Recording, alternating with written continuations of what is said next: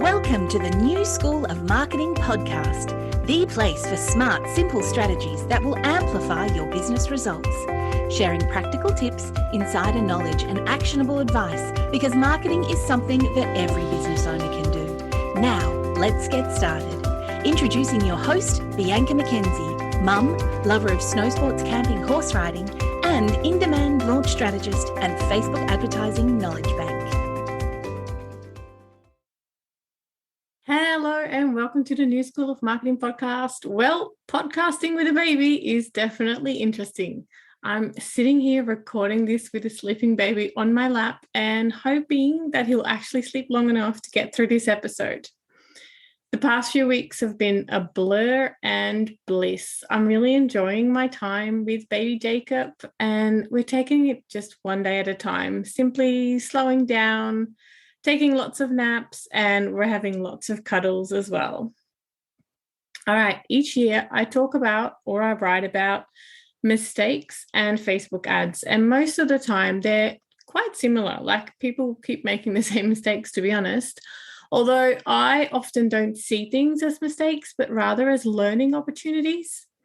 Anyway, instead of looking at the mistakes that people usually make and repeating myself, I'm going to focus on what has changed with Facebook ads recently and where I see people going wrong right now. Number one is to use ads with intention. One of the things I still see people doing is boosting posts. And although it's really easy to do, it is not a strategic way to put money towards ads.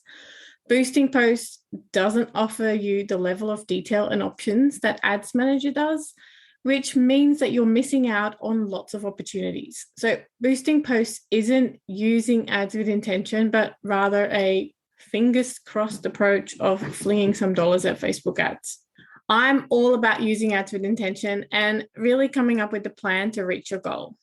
And for most of us, that goal means to get sales. So how can you strategically use ads to guide your audience towards buying from you? Well, the answer to this question will be different for everyone, as it comes down to knowing your audience and how they make purchase decisions. Some people will require lots of nurturing and hand-holding before they buy, so you'll require a longer funnel, whereas others will make snap decisions and purchase after only a few encounters with your brand. You will need to work out what the purchase journey looks like for your audience and create your ad strategy accordingly so that you are using ads with intention. Number two, fill your funnels. And this brings us to the second thing I often see people miss, or they don't quite get it right. Again, you need to know your audience and create a journey for them from getting them to find your brand to then taking the steps towards purchasing from you. And this journey can be mapped out in steps, and in marketing terms, this would be your funnel. Hardly anyone goes from finding a brand to purchasing in just 2 steps. It often takes much longer for someone to decide to buy, and that's why it's so important to fill your funnel with potential customers. And this, again, will look different for everyone, but most of the time it includes steps like ways to drive traffic and get people to discover your brand. And this can be through both organic and paid marketing. Also, nurturing them so that they get to know you, your brand, your values, and why you're the perfect business to purchase from. And again, you can do this through organic and paid marketing, but also through email marketing. And another step could be making offers to them, which you can do through email marketing and organic and paid marketing. Funnels don't need to be complicated. In fact, I'm all for a simple funnel.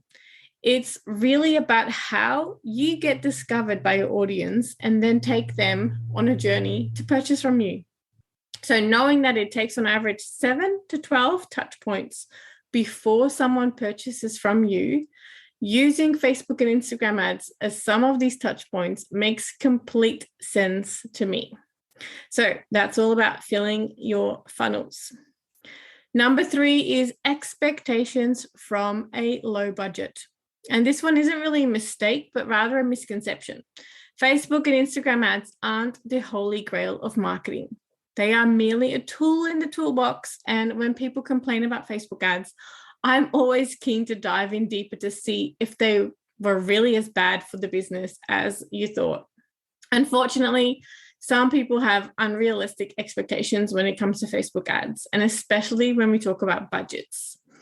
You don't need a big budget for Facebook ads, but you also need to be realistic about your goals and what it takes.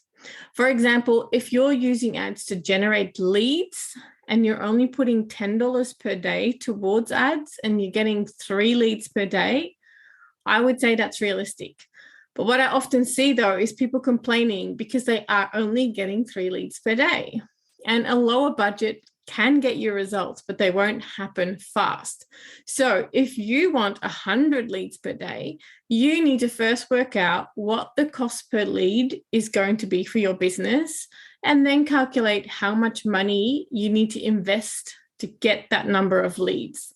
So really, expectations, like managing your expectations, is really important, especially from a low budget. And I understand that a lot of us only have $10 a day, but we need to then be realistic what we can actually get with that $10 a day. And I would say 3 to 4 leads a day for $10 is actually pretty good. I know that we just want to speed it up. So managing expectations. Number 4, tracking.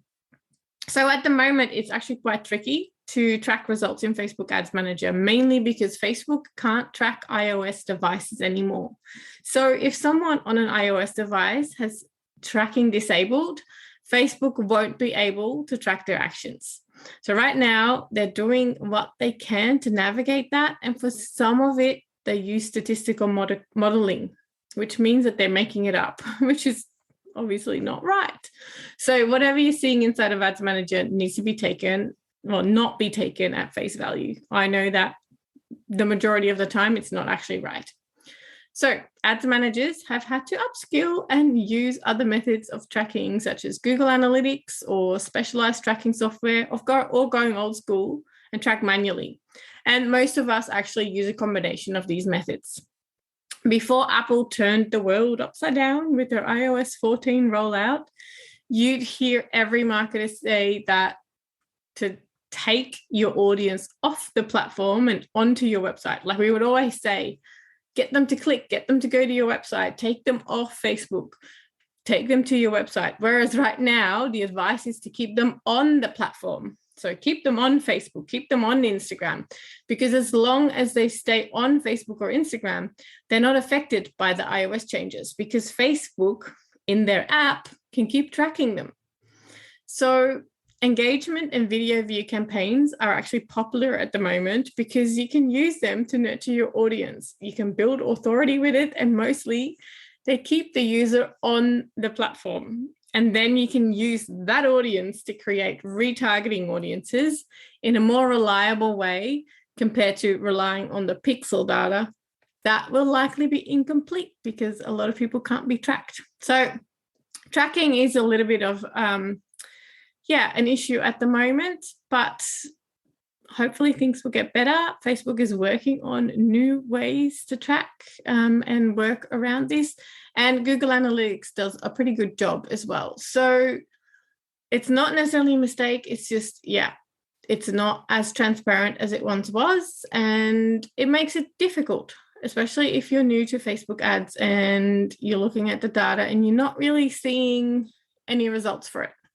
All right, number 5, messaging and copy. This one is probably the most important, and it goes hand in hand with knowing your audience. Facebook has removed and is currently removing lots of targeting options. And if you're familiar with Facebook ads, you'll know what I'm talking about and how frustrating it is. If you're not familiar with Facebook ads yet, move along, as it won't really matter for you. You'll be able to start fresh with this tip. So because there are fewer niched targeting options available, it means that advertisers have to go broader. And one of the strong points of Facebook ads was that we could laser target specific audiences and niches. But with being limited, because they're taking a lot of the audiences away, we have to get super clear on our messaging and copy so that when you use a broader audience, your creative, including your copy, speaks to the right audience. So when it comes to Facebook ads in 2022, the strongest copywriter wins. As long as you know your audience, have a specific message and create copy that really speaks to them, you'll be able to still get results with your Facebook ads.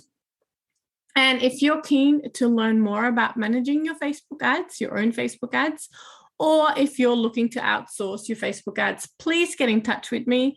I'll add a link to the show notes where you can find out more about my group programs, my VIP days, and my done for you options. This is what I do every day and I love it. So get in touch. Cool. All right. That's it for this week. Thanks so much for joining me on the New School of Marketing podcast. I hope this episode was helpful and I can't wait to share more marketing tips with you next week. If you're ready to take your business to the next level with Facebook and Instagram advertising, make sure you visit newschoolofmarketing.com to download practical free resources, plus subscribe to the podcast and never miss an episode. I can't wait to go on this journey with you. Until next time, take care and market your business every day.